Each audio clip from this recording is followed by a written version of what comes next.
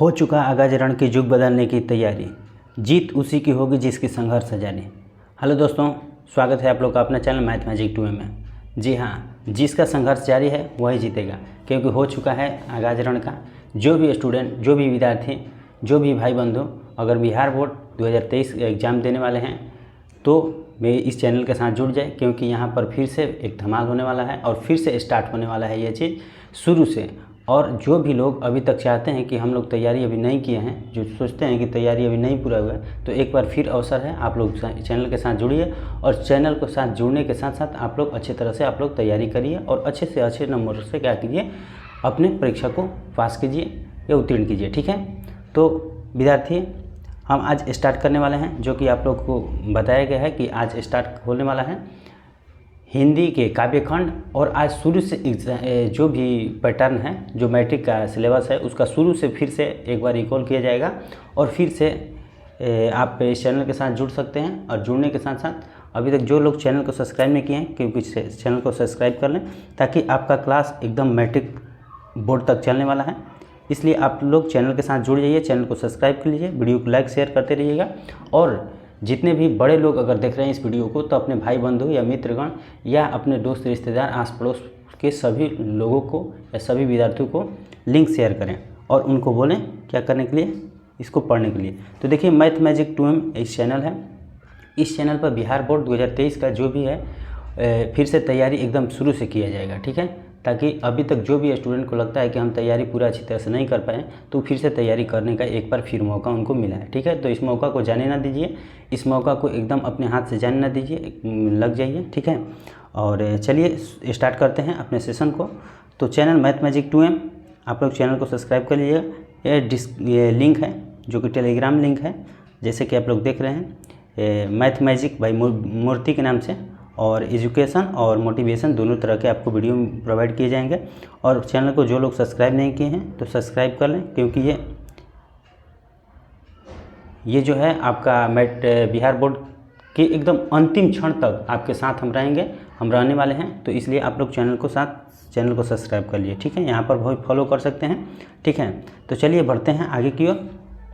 आज की जो वीडियो है उसको एक मोटिवेशन कोट के साथ स्टार्ट करने वाले हैं, जो कि एक मोटिवेशन कोट। देखिए, मोटिवेशन की ज़रूरत खास है नहीं, लेकिन मोटिवेशन आपको ऊर्जावान बनाने के लिए बहुत ही ज़रूरी है। और अगर आप खुद से मोटिवेट होते हैं तो ज़्यादा बेहतर होगा। ठीक है, तो चलिए स्टार्ट करते हैं सेशन को। देखिए,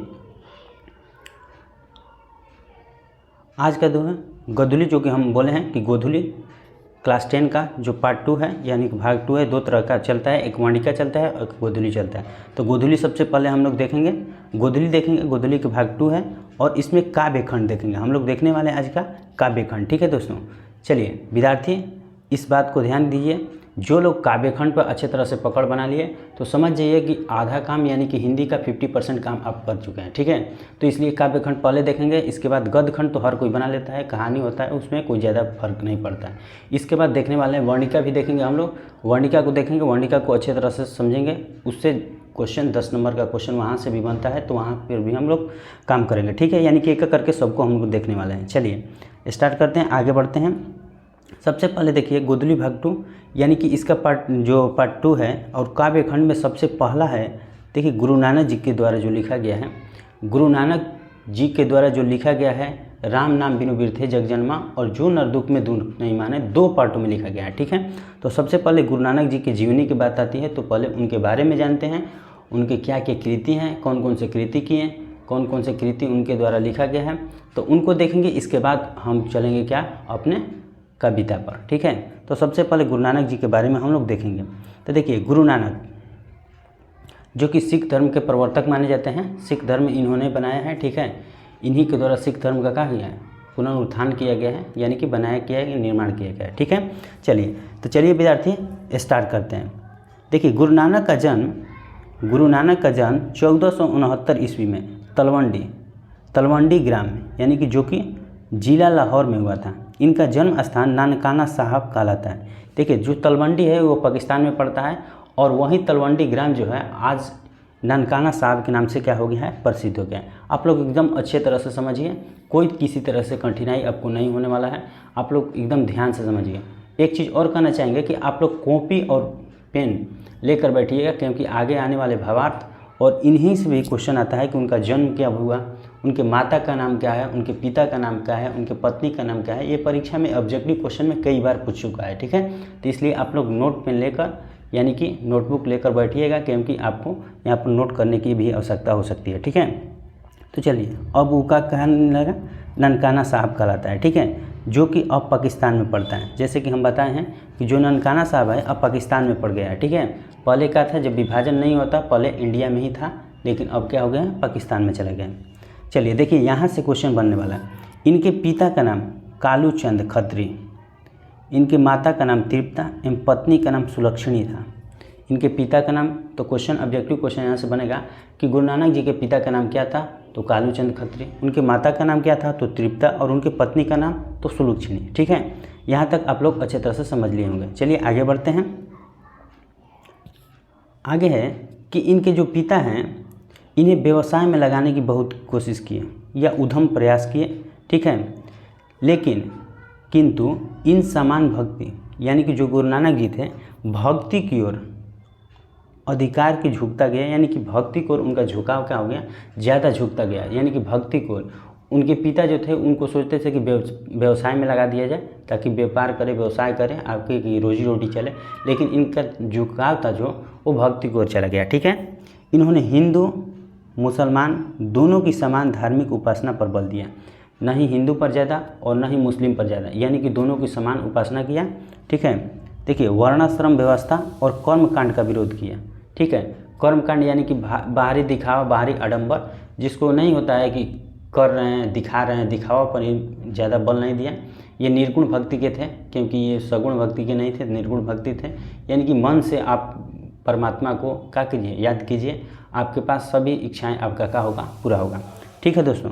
चलिए, तो ये क्या थे, विरोध किए और निर्गुण ब्रह्म की भक्ति का प्रचार किए। आप लोग को बताए हैं हम लोग कि निर्गुण, हम बताए हैं क्या कि निर्गुण भक्ति यानी कि सगुण नहीं, निर्गुण, निराकार, निराकार का है परमात्मा, ठीक है। तो उनका क्या किए, सपोर्ट किए, उन्हीं पर बल दिए, ठीक है। चलिए, आप लोग अच्छे तरह से इसको समझिए, ठीक है। चलिए आगे बढ़ते हैं। कह रहा है कि मुग़ल सम्राट बाबर से भी इनकी भेंट हुई। देखिए, ये मुग़ल सम्राट बाबर जो थे उनके समकालीन थे, तो समकालीन थे तो कहीं ना कहीं भेंट होने की ज़्यादा चांस बनती है, ठीक है। तो उनके क्या हुआ, बाबर से इनका भेंट हुआ। गुरु नानक ने सिख धर्म का परिवर्तन किया, परिवर्तन नहीं परिवर्तन किया, ठीक है। गुरु नानक ने पंजाबी के साथ हिंदी में भी कविताएं की, पंजाबी के साथ हिंदी में भी क्या की, कविताएं की। इनकी हिंदी में ब्रज भाषा और खड़ी बोली दोनों का मेल है। जो हिंदी में इनकी रचना है वो ब्रज भाषा और खड़ी बोली दोनों का क्या किया है, मेल किया गया। तो सबसे पहले हम लोग जाने कि सिख धर्म का प्रवर्तक कौन है, तो गुरु नानक जी। इन्होंने सिख धर्म का क्या किया, उत्थान किया, यानी कि बनाया, ठीक है। चलिए, इनके भक्ति और विनय के पद बहुत मार्मिक है। बहुत मार्मिक मतलब बहुत ही क्या है, रोचक है, ठीक है, बहुत ही रोचक हैं। चलिए आगे बढ़ते हैं। इनके उपदेश के अंतर्गत गुरु की महिता, संसार की क्षणभंगुरता यानी कि ब्रह्म की सर्वशक्तिमता, नाम जप की महिमा, ईश्वर की सर्वव्यापक आदि बातें मिलती है। यानी कि किसमें, इनके उपदेश हैं, ये सब इनके उपदेश हैं, ठीक है। तो इनके उपदेशों को भी आप लोग अच्छे तरह से स्टडी कर लीजिएगा, देख लीजिएगा, ठीक है। ये सब आपको लिखने की आवश्यकता है ताकि आपके परीक्षा में अच्छे तरह से, ठीक है, क्योंकि हम शुरू से आपको तैयारी करा रहे हैं, तो शुरू से आपका कर्तव्य बनता है कि सबको नोट करें और अच्छे तरह से लिख लें ताकि परीक्षा में कोई भी सवाल ना छूटे आपको, ठीक है। चलिए आगे बढ़ते हैं। चलिए, सबसे इम्पोर्टेंट चीज़ यहाँ से बनता है, यहाँ से आप लोगों को और आवश्यकता है, इनकी रचनाओं का संग्रह सिखों के 5वें गुरु। देखिए, यहाँ से क्वेश्चन हमेशा बराबर ऑब्जेक्टिव क्वेश्चन पूछता रहता है कि इनकी जो रचनाएं है, रचना जो भी किए हैं इनका संग्रह किए, संग्रह की मतलब एकत्रित किए जितना भी रचना, सिखों के कौन, 5वें गुरु, सिखों के 5वें गुरु गुरु अर्जुन देव ने सन 1604 में किया, जो गुरु ग्रंथ साहिब के नाम से प्रसिद्ध हुआ। इसका नाम क्या हुआ, तो गुरु ग्रंथ साहिब, गुरु ग्रंथ साहिब के नाम से प्रसिद्ध हुआ। गुरु नानक की रचनाएं कौन कौन सी रचनाएं हैं, तो देखिए, जापू जी, आशा दीवार, रहीरास और सोहिला, ये 4 प्रकार के इनका है। जपूजी, आशा दीवार, रहीरास और सोहिला, इनकी यह रचना। ठीक है, कहते हैं कि सन 1539 में इन्होंने वाह गुरु, यानी कि कौन, तो गुरु नानक जी वाह गुरु करके अपने प्राण त्याग दिए। वाह गुरु करके अपने प्राण को क्या किए, त्याग दिए। तो सबसे पहले इनके जो कृतियां हैं उनको आप देख लिए अच्छे तरह से, यानी कि इनके बारे में जितना भी वर्णन किया गया है सब आप लोग अच्छे तरह से समझ लिए। ठीक है, अब हम लोग चलेंगे अपने काव्य खंड की ओर, अपने क्या कविता की ओर, कि उसका कहने का इनका जो भी लिखे हैं उनका कहने का अर्थ क्या है, भावार्थ क्या है। ठीक है, चलिए तो दोस्तों आप लोग अच्छे तरह से इसको समझ लिए। अब आगे बढ़ते हैं। ठीक है, चलिए आगे बढ़िए। आ गए हम लोग का इनके जो भी कविता लिखा गया है इनके द्वारा।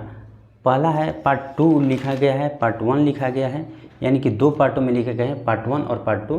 पार्ट 1 का नाम है राम नाम बिनु बीर थे जग जन्मा, और पार्ट 2 भी लिखे हैं जिनका नाम है जो नर दुख में दुख नहीं माने। तो चलिए एक एक करके इनका भावार्थ हम लोग समझने की कोशिश करेंगे, और आप लोग नोट कॉपी और पेन निकाल लीजिए।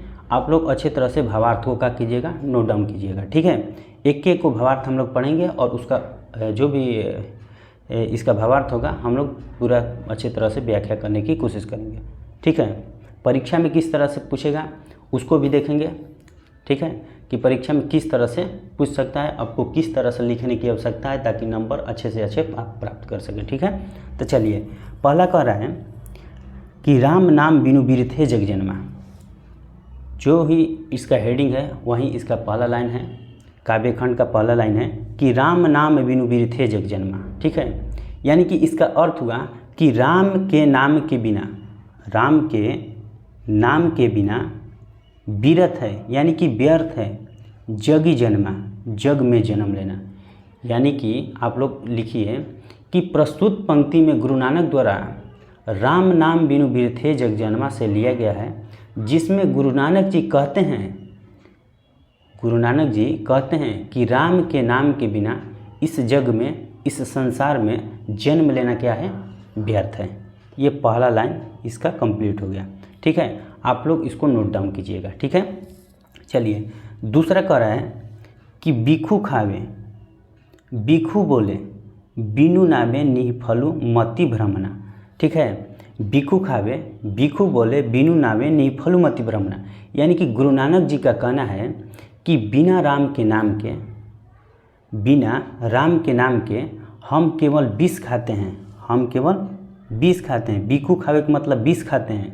ठीक है, और हमारी वाणी भी विष के समान, हमारी वाणी भी क्या के विष के समान हो जाती है, यानी कि विष बोल रहे हैं। बिनु नावे निफलु मति भ्रमना, यानी कि हमारी वाणी विष के समान हो जाती है, और राम के नाम के बिना जीवन निष्फल है। नावे, बिनु नावे यानी बिना राम के नाम के, निफुल, निफुल का मतलब निष्फल है, में हम लोग का जीवन का है निष्फल है। इसके बिना मति भ्रमित रहती है, हम लोग का मति इधर उधर भ्रमण करते रहता है, भ्रमित रहती है। ठीक है, तो चलिए इसको नोट डाउन कीजिए कि बिना राम के नाम के बिना, बिना राम के नाम के बिना हम केवल विष खाते हैं, और हमारी वाणी भी विष के समान हो जाती है, हमारी वाणी भी विष के समान हो जाती है। राम के नाम के बिना जीवन निष्फल है, इसके बिना मति भ्रमित रहती है। यही इसका भावार्थ हुआ। ठीक है, एक बार आपको भावार्थ पूरा समझाने की कोशिश करेंगे, एक बार नोट डाउन करेंगे। ठीक है, तो आप लोग अच्छे तरह से कॉपी को लिखिएगा, और अगर एक बार में नहीं लिखिएगा तो देखिए धीरे धीरे बोलेंगे तो वीडियो बहुत लंबा हो जाएगा, इसलिए बोल रहे हैं आप वीडियो को रोक रोक कर अपने भावार्थ को अच्छे तरह से नोट डाउन कर लीजिएगा। ठीक है, आइए तीसरा कह रहा है कि पुस्तक पाठ व्याकरण बखाने संध्या कर्म निकाल करे। कह रहे हैं, यानी कि कवि जी कहते हैं कि पुस्तक पाठ, यानी कि कवि का कहना है कि पुस्तक पढ़ने, व्याकरण का बखान करने और तीनों समय संध्याकालीन उपासना करने से ये गुरु, यानी कि आपको कुछ नहीं मिलने वाला है। ठीक है, कुछ नहीं मिलने वाला है। आप पुस्तक पढ़ रहे हैं, व्याकरण का बखान कर रहे हैं, तीनों को, यानी कि शाम सुबह पूरा धूप अगरबत्ती जला रहे हैं, पूरा संध्या कर्म कर रहे हैं, लेकिन गुरु का नाम नहीं ले रहे हैं, तो ये सब क्या है, व्यर्थ है, बिना गुरु शब्द। ठीक है, ये सब क्या है, व्यर्थ है। ठीक है, चलिए, तो इसका आंसर क्या हो जाएगा कि कवि का कहना है, कवि कहते हैं कि पुस्तक पढ़ने, व्याकरण का बखान करने और तीनों समय संध्याकालीन उपासना करने से कुछ नहीं मिलने वाला है। ठीक है, चलिए आगे कह रहा है कि बिनु गुरु शब्द मुक्ति कहाँ प्राणी, राम नाम बिनु अरुझि मरे। कह रहा है कि बिना गुरु शब्द मुक्ति कहाँ प्राणी, राम नाम बिना अरुझि मरे। ठीक है, यानी कि बिना गुरु शब्द के मुक्ति कहाँ मिलेगा। ठीक है, बिना गुरु शब्द के मुक्ति नहीं मिल सकती है। प्राणी राम के नाम के बिना इस माया मोह में या मोह माया में उलझ के क्या कर जाएगा, मर जाएगा या मर जाता है। ठीक है, तो इसका क्या हो जाएगा, इसका भावार्थ होगा कि बिना गुरु शब्द के मुक्ति नहीं मिल सकती। प्राणी राम के नाम के बिना इस मोह माया में उलझ के मर जाता है। इसका आप लोग नोट डाउन कर लिए। अब आगे बढ़ रहे हैं। अगला है कि दंड कमंडल शिखा सुत धोती, तीर्थ गबनु अति भ्रमण करे। इसका कहने का मतलब है कि दंड कमंडल यानी कि अपना डंडा ले लिए, कमंडल ले लिए, शिखा का मतलब केस बढ़ा लिए यानी कि बाल बढ़ा लिए, सूत धोती यानी कि सूत धोती धारण के लिए, तीर्थ गबनु, तीर्थ गबनु यहाँ वहाँ काशी मथुरा गोकुला वृंदावन ये सब भ्रमण कर रहे हैं। ठीक है, गबनु भ्रमण करे, यानी कि कहने का मतलब है कि कवि कह रहे हैं कि दंड कमंडल शिखा जनेऊ और गेरुआ वस्त्र ये सब बाहरी दिखावा है, ये सब बाहरी आडंबर है, यानी कि दिखावे वाली बात है इस। ठीक है, मनुष्य तीर्थ करता है लेकिन राम के नाम नहीं लेता है तो उससे कोई फ़ायदा होने वाला नहीं है। तो इसका आप लोग भावार्थ लिखिए कि कवि कहते हैं कि दंड कमंडल शिखा जनेऊ और गेरुआ वस्त्र ये सब बाहरी दिखावा है। मनुष्य तीर्थ यात्रा करता है, मनुष्य तीर्थ यात्रा करता है, इधर उधर भ्रमण करता है, लेकिन ये सब का है, बेकार है, ये सब बेकार है। चलिए यहाँ तक आप लोग उम्मीद करता हूँ कि नोट डाउन कर लिए होंगे। अब आगे हम लोग बढ़ते हैं। ठीक है, इसके आगे बढ़ते हैं। चलिए अगला देखते हैं। अगला कह रहा है कि राम नाम बिनु शांति न आवे, जपि हरि हरि नाम सुपारी परे। यानी कि कह रहा है कि राम के नाम के बिना शांति नहीं आएगा, राम के नाम के बिना शांति नहीं आवे, बिना यानी कि जपि हरि हरि नाम सुपारी परे। यानी कि इनका कहना है कि लेकिन आप राम के नाम के बिना शांति नहीं आ सकती।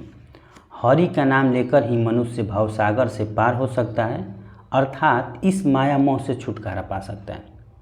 यानी कि इसका क्या अर्थ होगा, हम लोग इसका अर्थ लिखेंगे। आप लोग अच्छी तरह से इस अर्थ को हम समझा दिए कि इसका अर्थ आप लोग नोट डाउन कीजिए कि राम के नाम के बिना शांति नहीं आ सकती। हरि का नाम लेकर ही मनुष्य भावसागर से पार हो सकता है, अर्थात इस माया मोह से छुटकारा पा सकता है। इसका भावार्थ हो गया। चलिए अगला देखते हैं। जटा मुकुट तन भस्म लगाई, जटा मुकुट तन भस्म लगाई, वसन छोड़ी तन नग्न भया। देखिए इसका मतलब हुआ कि जटा बढ़ा रहे हैं, मुकुट लगा के घूम रहे हैं, अपने शरीर को पूरा नंगा करके घूम रहे हैं, पूरा शरीर में भस्म लगा रहे हैं, भभूति लगा रहे हैं। वसन छोड़ी तन नग्न भया, पूरा वसन यानी कि वस्त्र, वसन के मतलब वस्त्र छोड़ के पूरा नग्न हो गए हैं। लेकिन ये सब करने से कोई फ़ायदा नहीं है। जब तक आप नाम नहीं ले रहे हैं तब तक आपको ये सब करने से कोई फ़ायदा होने वाला नहीं है। यानी कि इसका भावार्थ लिखिए, आप लोग नोट डाउन कीजिए कि मनुष्य जटा धारण करता है, मनुष्य जटा धारण करता है और अपने तन पर भस्म लगाता है, अपने तन पर भस्म लगाता है। वो कपड़ा को भी छोड़कर नग्न हो जाता है, वो कपड़ा को छोड़कर भी क्या हो जाता है, नग्न हो जाता है। लेकिन ये सब करने से कोई फ़ायदा नहीं है। इसका भावार्थ ये हुआ। ठीक है, अब चलिए अगला बढ़ते हैं। कह रहा है कि जेते जिए जंत जलथल महियल, जत्र तत्र तू सर्व जिया। गुरु नानक जी का कहना है कि हे मनुष्य, इस संसार में जितने भी जल थल अथवा आकाश के जीव हैं सब गुरु के कृपा यानी कि इन्हीं के कृपा से, इन्हीं के कृपा का मतलब गुरु की कृपा से ही जीवित हैं। गुरु की कृपा अगर नहीं रहेगा इस पे या इन लोगों पर तो ये लोग जीवित एक क्षण भी नहीं रह सकते हैं। ठीक है, तो इनका भावार्थ क्या लिखेंगे हम लोग कि हे मनुष्य, इस संसार में जितने भी जल थल अथवा आकाश के जीव हैं सब इन्हीं के कृपा से जीवित हैं। इन्हीं के कृपा से क्या होगा, जीवित हैं। ठीक है, चलिए यहाँ तक आप लोग नोट डाउन कर लिए। अब अगला है यानी कि लास्ट पंक्ति है कि गुरु प्रसादी रखिले जन को हरिरस नानक झोली पिया।